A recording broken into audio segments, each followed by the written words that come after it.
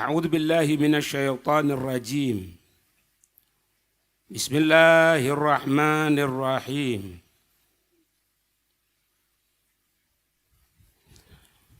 من ذا الذي يقرض الله قرضا حسنا فيضاعفه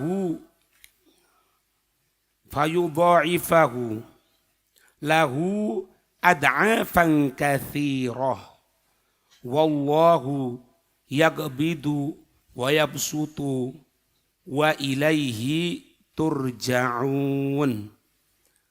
Surat Al-Baqarah ayat yang ke-245.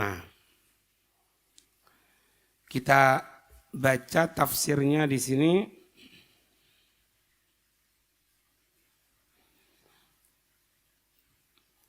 Man dzalladzi yuqridullaha.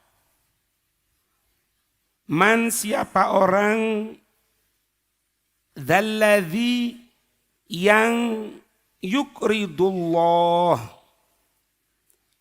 memberikan pinjaman kepada Allah. Siapa orang yang memberikan pinjaman kepada Allah? Tafsirnya biinfaqi malihi, dengan menginfakkan hartanya, fi sabilillah, di jalan Allah. Kalau dalam hasyiahnya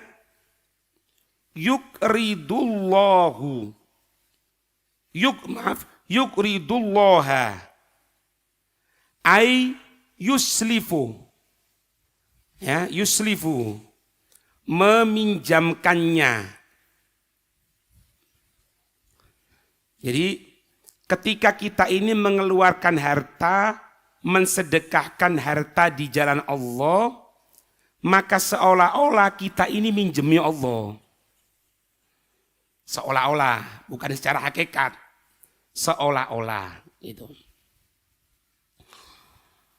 Kemudian qardhan hasana, ya, qardhan hasana, yaitu pinjaman yang baik. Tafsirnya bi ayyunfiqahu lillahi, bi ayyunfiqo, dengan sekiranya dia menginfakkan harta lillahi, kepada Allah azza wa jalla. Ini yang penting ini. Anti biqalbin, dengan hati yang rela. Dengan hati yang rela. Gitu. Makanya dikatakan ketika Allah menyebutkan man dzalladzi yuqridullah, siapa orang yang dia tadi itu meminjami Allah, ya. Dalam hasyiahnya disebutkan apa? Wa hadza min tanazzulatil maula li ibadi. Ini merupakan bentuk dari kemurahan Allah. Bentuk kemurahan Allah terhadap hamba-hambanya yang Allah tadi itu menurunkan dalam cara menyampaikan firman-Nya itu Allah, seolah-olah Allah membutuhkan. Apa tujuannya? Yahutsu, memberikan semangat, lis-sodaqah, untuk mengeluarkan sodaqah. Itu. Mana Allah mau minta pinjaman sama kita orang? Tidak ada. Malah kita yang minta sama Allah. Allah itu minta pinjaman sama kita. Itu kalimat tanazul namanya. Allah menurunkan cara bicaranya kepada makhluk. Dan zat yang maha tinggi, jangankan Allah ya, orang yang punya kedudukan tinggi itu kadang merendah tidak mau. Tapi kenapa zat yang maha mampu, Allah subhanahu wa ta'ala dengan segala sesuatunya, tapi Allah merendahkan. Ini bentuk semangat supaya, ini sebagai bentuk apa? Kasih sayangnya Allah, dermawannya Allah kepada kita, supaya kita mau sodako. Itu. Dalam hasyiah dibahas, kok bisa dikatakan itu bentuk perendahan dari sisi Allah? Dari mana? Haitsu khatabahum mukhatabatal muhtaji al-muttarri. Yaitu sekiranya Allah itu khatabahum, mengajak berbicara mereka makhluk kepada kita, mukhatabatal muhtajil muttar, yaitu seolah-olah gaya bicara orang yang sangat membutuhkan. Muhtaj itu butuh, muttar kepepet. Jadi seolah-olah gitu. Gitu. Nah, ini janji dari Allah. Makanya Nabi kita mengatakan, sallallahu alaihi wasallam, mana kosomalu min sodako, tidak akan berkurang harta karena sodako. Ini Allah melanjutkan dalam firman-Nya ini. Man dalladzi yuqridullaha qardan hasana, dengan cara yang baik, pinjaman yang baik. Pinjaman yang baik itu maksudnya gimana? Dengan hati yang seneng. Gitu lah. Makanya kalau kita orang ini mengerjakan satu perintahnya Allah, kita ini jangan ada penyesalan. Utah apa? Nemen kan? Anak barusan mengeluarkan zakat berapa ini? Nah, itu bukan tibi nafsi, bukan tibi qalbin itu. Biti qalbin, dengan hati yang rela, senang, bahagia. Alhamdulillah, anak bisa mengeluarkan sekarang. Alhamdulillah, anak bisa ini, anak gitu. Asal ini, kon menurut rawe, kesal deh. Nah, ini bukan tibi nafsi namanya. Ya, alhamdulillah, anak bisa terawih. Itu. Qardon hasanan fayudha'ifahu, janji dari Allah. Fayudha'ifahu. Maka Allah akan melipat gandakan dari pahala tadi itu. Fayudha'ifahu. Allah akan melipat gandakannya. Tadi kan ya, di dalam syarah, di dalam tafsir Jalalain dikatakan apa? Wa fi qira'atin fayudha'ifahu. Fayudha'ifahu. Ada qiraah yang menyatakan dengan tasydid. Tasydidnya apa? Tasydidnya ain. Dalam yang kita baca dalam Al-Quran yang ada ini, ya, yang kita baca, cara bacanya kita orang fayudha'ifahu. Fayudha'ifahu, maka dia Allah melipat gandakan. Tapi ada riwayat yang mengatakan fayudha'ifahu. Fayudha'ifahu dengan tasydid. Kenapa? Ada bedanya. Yudha'ifu itu melipat gandakan sekali, dua kali. Itu kalau yudha'ifu. Yang kita baca di sini, fayudha'ifahu, maka dia Allah akan melipat gandakannya. Kita keluarkan 10.000, akan keluar 20.000, atau akan keluar 30.000. Itu yudha'ifahu. Tapi kalau kita menggunakan bacaan fayudha'ifahu dengan tasydid, maka itu artinya penambahan yang berlipat, tidak ada batasan. Jadi mau kita ngartikan fayudha'ifahu, kita untung. Kita baca dengan cara fayudha'ifahu juga sama. Karena apa? Lipat ganda yang lebih. Makanya kalau kita orang ini kesulitan ekonomi, caranya apa? Sodako. Tidak masuk dalam akal kan? Tidak masuk. Kenapa? Karena Allah tidak bisa diakali. Allah itu tidak bisa untuk dibuat akal-akalan. Ngerti nih ya? Kita keluarkan, kita orang punya uang 1 juta. Kita keluarkan 300. Tinggal berapa? Salah. Tinggal 700. Enggak. Tinggal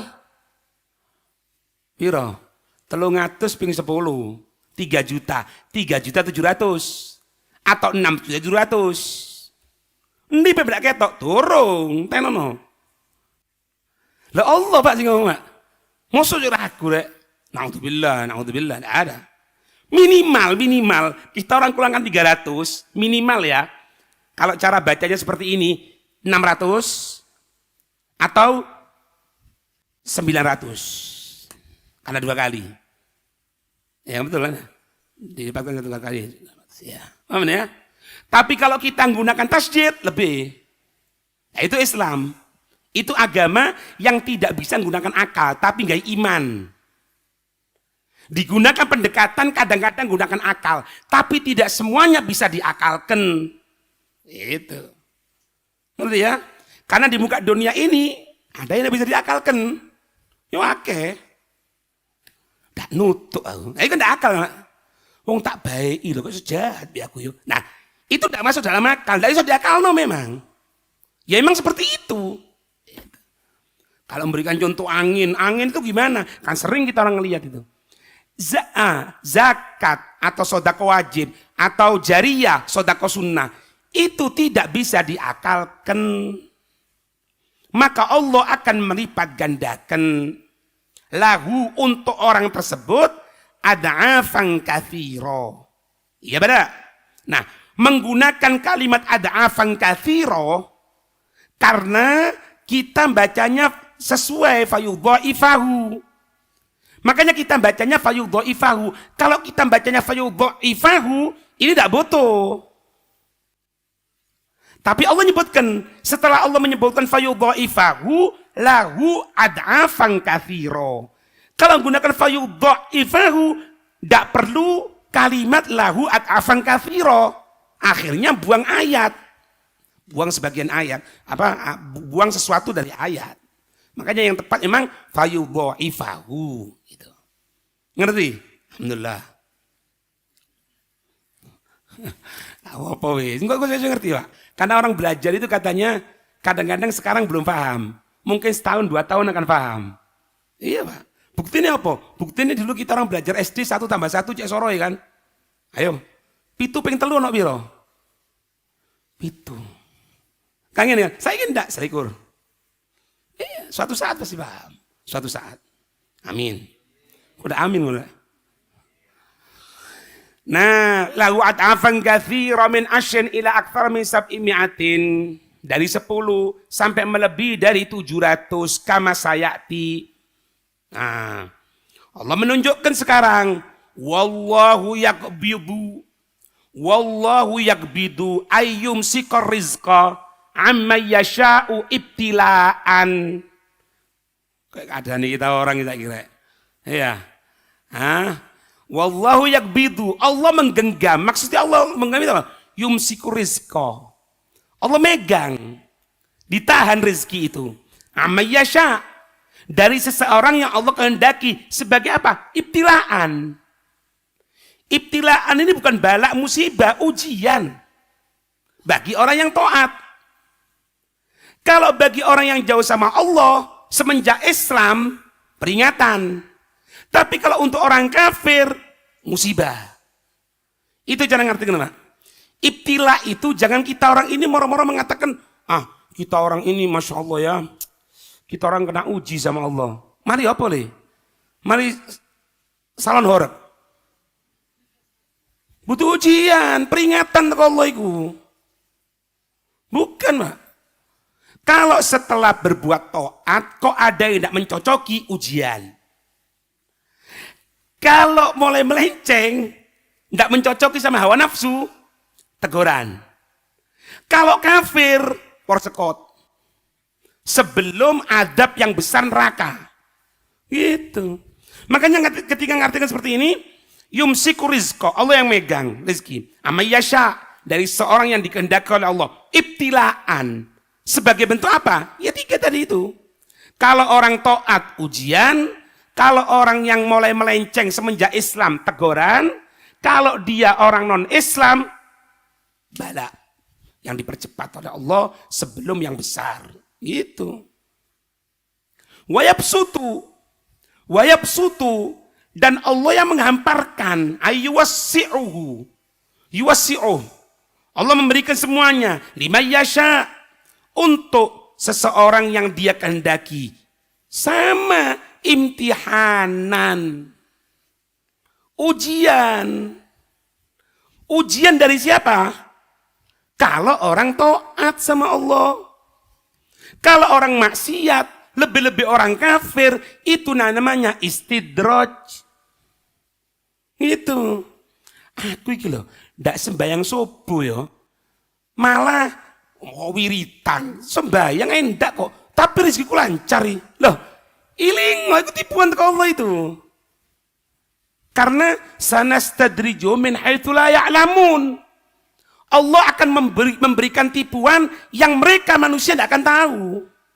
Tidak sadar. Makanya katanya Sayyidina Abdullah bin Mas'ud, setiap aku mendapatkan nikmat dari Allah, aku takut jangan-jangan itu istidraj dari Allah. Sayyidina Abdullah bin Mas'ud, sahabat jalil, agung mulia.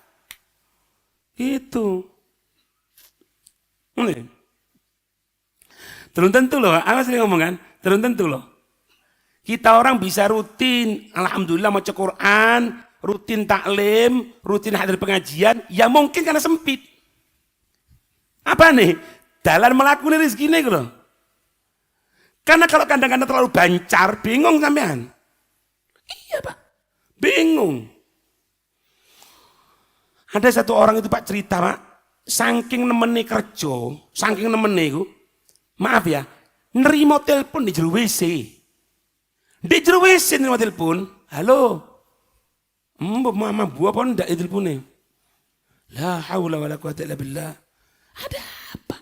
Kok sampai gitu ya? Hah? Ya kita nak ruwet loh. Ate turu dipateni HP. Sopat dengan kita orang. Prabowo, ndak mungkin. Wong RT ku ndak pernah ngubungi aku kok. RT ku lho sing saya ndak pernah ngubungi aku. Kok kate Prabowo katon. Bu Indah ndak wis Bu Indah nek ono. Ndak weruh aku Bu Indah. Sopo teng ngombe kono. Kono ojo pede ngono. Engko bisa HP mati ngono. Duwe cas-casan ya. Apa HP ku mati. Terus apa Mas yang mati? Sing ngubungi kono iku sapa? Ya paling bojomu ngamuk. Iya kan? Darurat, Pak. Tapi kalau orang-orang yang kelas tinggi, sulit. Internet mati, bingung, Pak. Sing kerja-kerja valuta itu. Indeks saham menteri opo, sudah ngerti. Delok tok mumet. Lampu iki mati, apa yuk? Internet mati. Horek Pak. Lah temenan iki, horek. Nikmat kabeh Pak. Di mana Allah menempatkan di situ Allah sayang sama kita. Asal mau maksiat lo ya. Sudah wis. Di mana Allah menempatkan, pokoknya bukan maksiat. Anak sekarang dijadikan jadi ustadz ngajar, itu yang terbaik untuk ini. Anak dijadikan ini alhamdulillah sopir, tapi ada kesempatan juga anak hadir pengajian, itu yang terbaik. Jangan aneh-aneh. Itu selakonono. Selamat. Aku bagian dari kipas angin, alhamdulillah. Alhamdulillah. Kalau ente punya perusahaan kipas angin, tidak bakal kenal aku, tidak bakalan.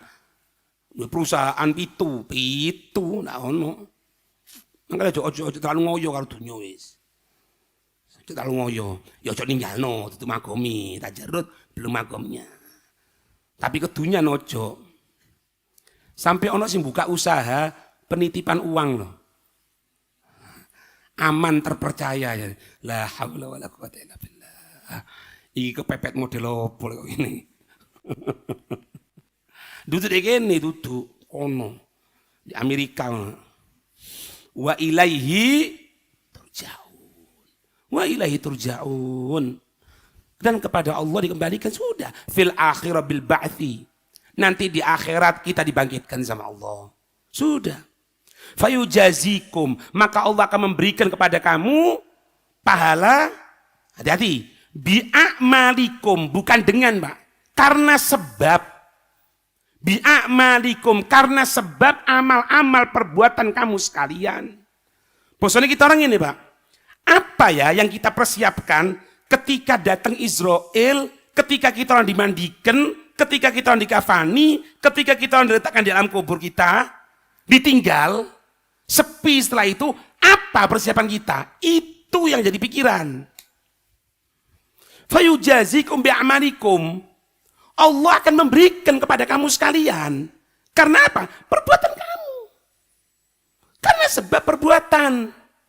Quran dipersiapkan. Sholawatnya dipersiapkan. Pak, perhatikan ya. Ini ada satu faedah, Pak. Di sini ada satu faedah yang disampaikan oleh beliau Habib Abdul Qadir bin Ahmad.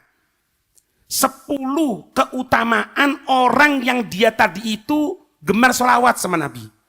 Sudahlah, kita orang katakan, Beb, gemar sholawat itu berapa? Jangan banyak-banyak. Setiap selesai sholat 10, mending-mending kalau bisa 100. Oh, bisa baca ini, bisa baca dalil akhirat, alhamdulillah. Itu. Ada keutamaan 10, Pak, yang akan diberikan kepada orang yang dia tadi itu gemar untuk sholawat kepada Nabi Sallallahu Alaihi Wasallam. Ya. Apa katanya beliau ini? Katanya beliau, man aktsara sholata ala Nabi Sallallahu Alaihi Wasallam, siapa orang yang dia memperbanyak sholawat kepada Nabi, kanas lahu asyru dhamanat. Ada 10 penanggungan yang diberikan oleh Allah. 10, Pak, bukan 1, 10. Yang pertama, dhamanu binajahi matlabihi. Pasti yang dia harapkan, yang dia cita-citakan akan terkabul. Atau asal yang baik. Yang kedua, dhamanu bil mauti ala la ilaha illallah. Jaminan akan meninggal mengucapkan la ilaha illallah, yang dikatakan siapa orang yang akhirnya la ilaha illallah dakhala jannah, masuk surga. Ada cita-cita yang lebih besar dari itu? Tidak ada, Pak. Yang ketiga, dhamanu bi ru'yatin Nabi sallallahu alaihi wasallam. Jaminan akan bertemu dengan Nabi. Minimal ketika roh akan dicabut akan ketemu sama Nabi.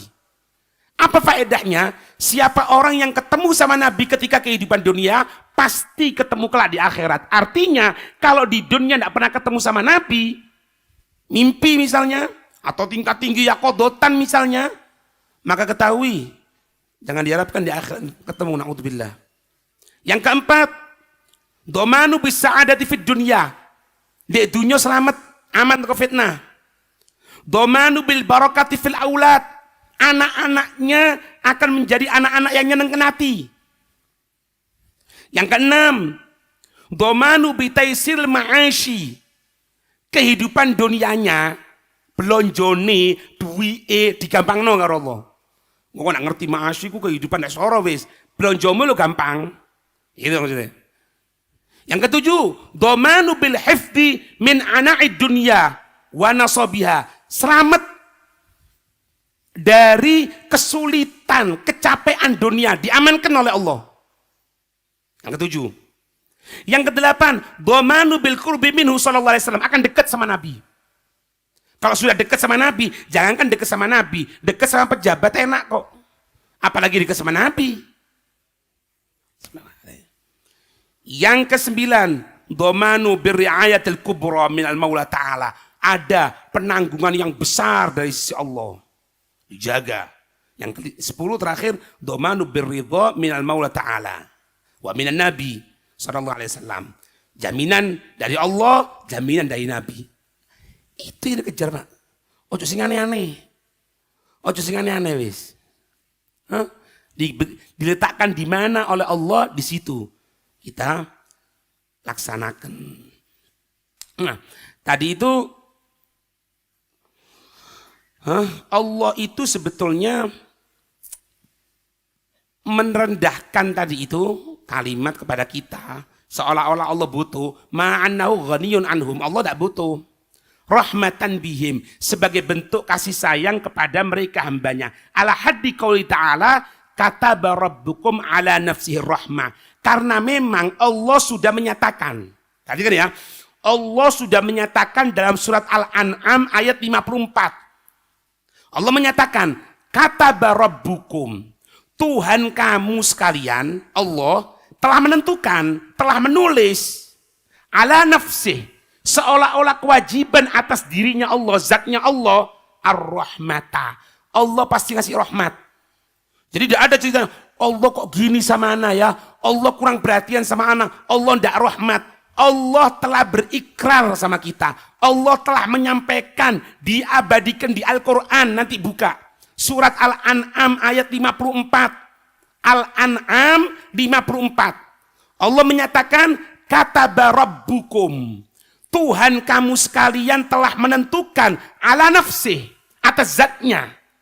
Atas zatnya Allah, ar-rahmata. Jadi zatnya Allah ini kepada kita penuh rahmat. Berarti tidak ada Allah meninggalkan kita, Allah tidak perlu, tidak ada, Pak. Ya. Dan Allah itu kadang-kadang menggunakan kata-kata seperti kita loh. Seperti sekarang ini di Asyahnya ini, wasamma wahuna gordon. Kita mengeluarkan infak, tapi Allah tidak menyatakan siapa yang akan mengeluarkan infak, enggak. Allah menyatakan siapa yang akan memberikan pinjaman.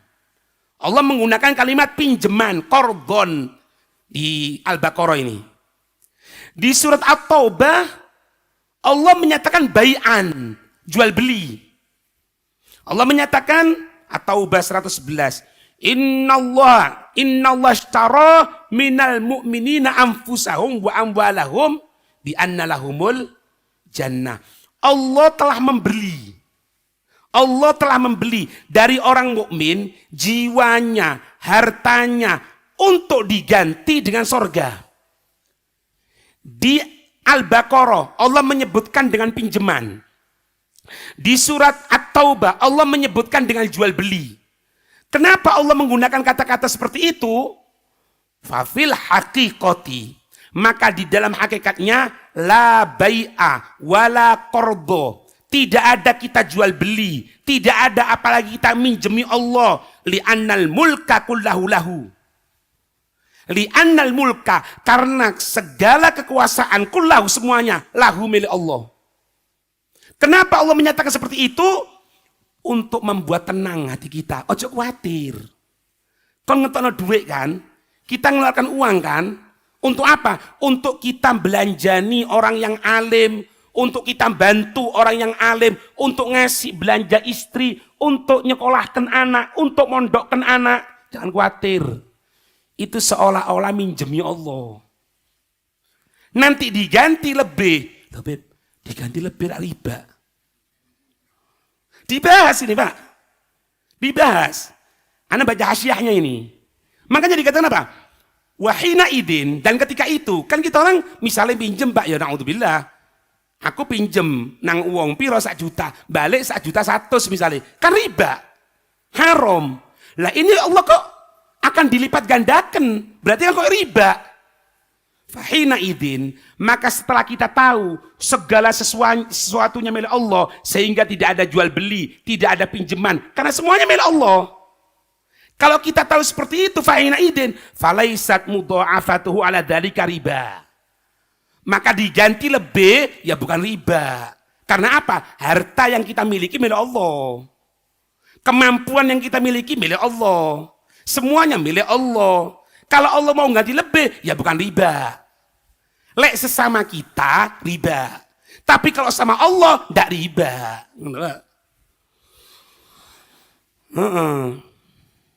Li'annahu, kalau sesungguhnya la tajri, tidak berjalan ahkamu riba.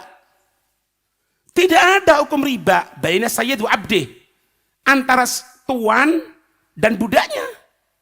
Iya. Ana misalnya jadi bos. Ana jadi bos. Kemudian apa? Gaji ente kerja sama ana 1 juta. Ana kasih 1 juta. Yang B ana kasih 1 juta, tak tambahi. Nyok 200. Iki tidak seprotes. Lo kok tambah 200? Aku kon 1 juta tok. Loh, ya kita jawab, ya iki duit sapa le? Ya duitmu tapi tidak adil. Adil. Karena apa? Nah yang punya kok. Terserah. Anak punya pertimbangan lain, kenapa anak berikan? Lah gitu.